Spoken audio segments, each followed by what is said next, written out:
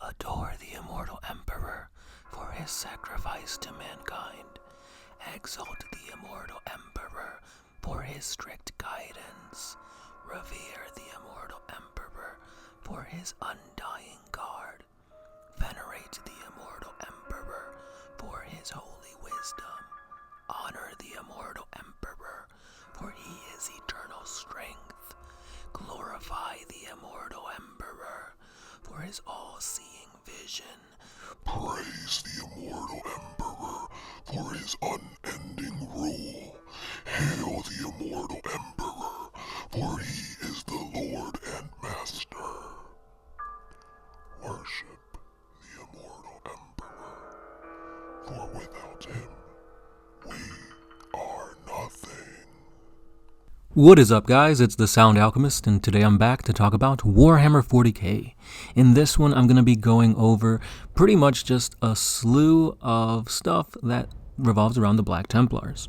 Because if you guys have been living under a rock, the Black Templars have just got a slew of new awesome shiny things because they have their Codex supplement coming out very shortly. So I'm going to basically talk about a little bit of everything, but mainly focusing on the relics of the Black Templars. So with that being said, let's jump right in by looking at their new named characters that have just crossed the Rubicon. I'm talking about none other than Halbrecht. So it's no surprise that the chapter master of the Black Templars has crossed the Rubicon and has become more upscaled in both detail and powers. So this guy is pretty amazing looking, because it's not just him. Like, the whole sculpt is just a scenic diorama of epicness. You've got the titular pose of one knee slightly raised over the other that seems to be a given for each and every named character of the Space Marines. Like, Corvus Corax had that same pose, Halbrecht had that same pose, hell, even the Tau, like when Shadow Sun got her new model, it had this same pose. So everybody really must love Captain Morgan, because that's the pose they're going with. But regardless of that, this model looks amazing, stunning. The detail, like, it just looks so badass, but at the same time, it does kind of look like he is posing for a picture. Sorry, Orc, this dude just got stabbed through the chest, and now his, like, servitor buddies are cleaning off the blade while he's ready to strike down the next Orc. Because if you look at this piece of artwork, that is just grimdark. Like, why couldn't they just go with that? Like, if you look at his servitor buddies, they're very almost like Skitarii-like or Admech-like, and the Orc getting pierced through the chest is like either a war boss or a knob. It's just more epic, more grimdark, and that looks really badass. But the model's alright too. Moving on, we have a brand new Primaris Champion of the Emperor. These guys are synonymous with the Black Templars. Whenever you see the Emperor's Champion in battle, you know that you're going up against the Black Templars. This guy is kind of like the, I don't know, would you call it the mascot of the Black Templars? The cool thing about him is that he's always stood out to me, because it's just a dude with a sword saying like, hey, I got a pistol, but I'm probably not going to use it because this sword will just F you up. Yeah, I've got not much else to say about this guy, so let's move on to the hero of Hell's Reach, none other than Chapless Grimaldis. Now, before I talk about the sculpt, I just want to say that I was super surprised to see that this guy was going to come out with a new sculpt, because GW normally doesn't do this. When a new supplement or a new chapter gets their 9th edition rules, generally speaking, they just get one character crossing the Rubicon and getting a new sculpt. But for this, for some reason, they decided to put all their eggs in one basket, give the Templar players everything they want, because they got 3 new named models. Yeah, I guess the Emperor's Champion isn't named, but it's still synonymous enough that I'll lump him into that. So, really surprised that they got this guy as well. Grimaldis looks badass. The only gripe I have with him is the mouth portion, or I guess you could say the Vox portion of his helmet. It just looks like the dude has really big teeth. I'm not really a fan of that. Maybe it's the way they painted it or whatever, but nonetheless, he looks pretty cool. I like the little, like, broken sword relic he's got in his backpack. The candles just add more to that aesthetic.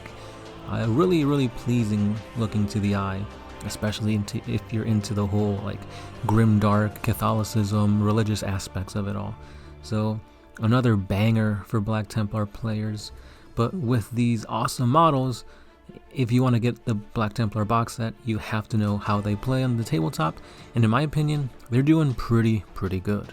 So I don't know if you guys noticed, but if you notice on the weapons and the wrists of all these characters, they have shackles on them, chains binding their weapons to themselves, and that is because these are the shackles of the faithful, clamped to the bearer's wrists and bearing adamantine chains that link to their weapons.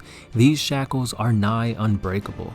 They also contain micro-suspensors, rendering the bearer's equipment almost weightless. This allows even the heaviest weapons to be wielded with remarkable dexterity.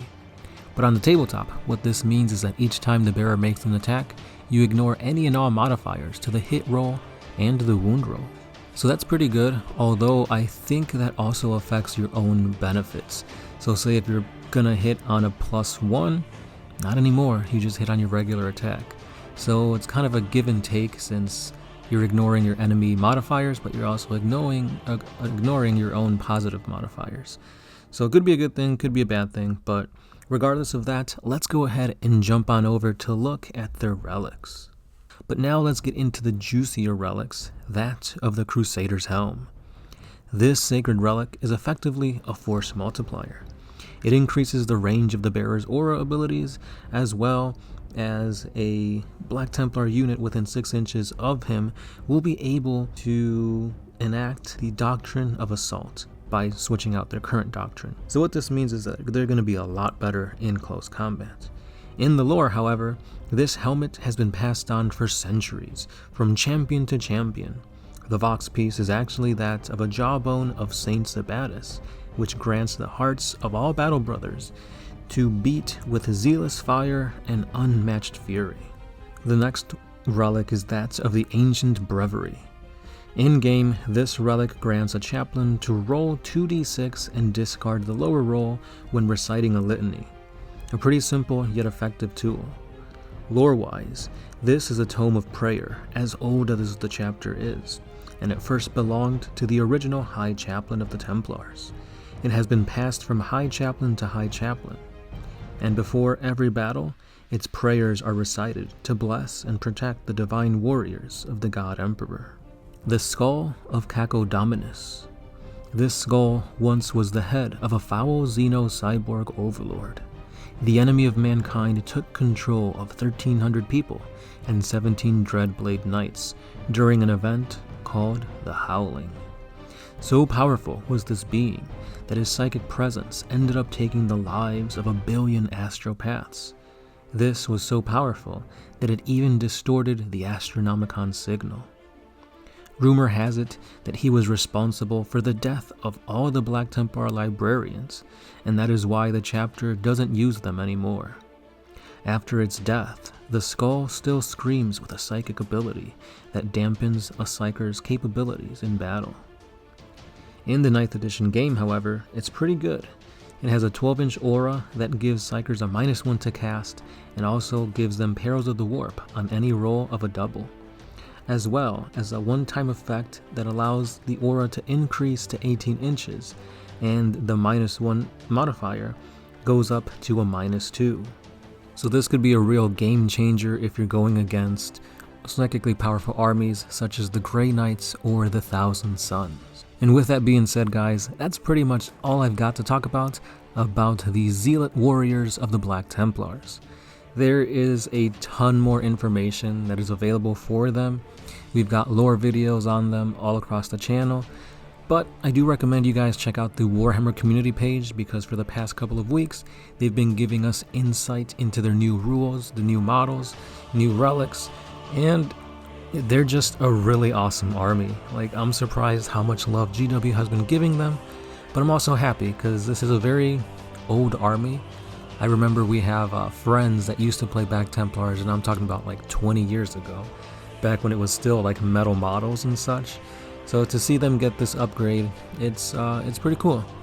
Now the question is, will the Eldar get that same love from GW? Who knows?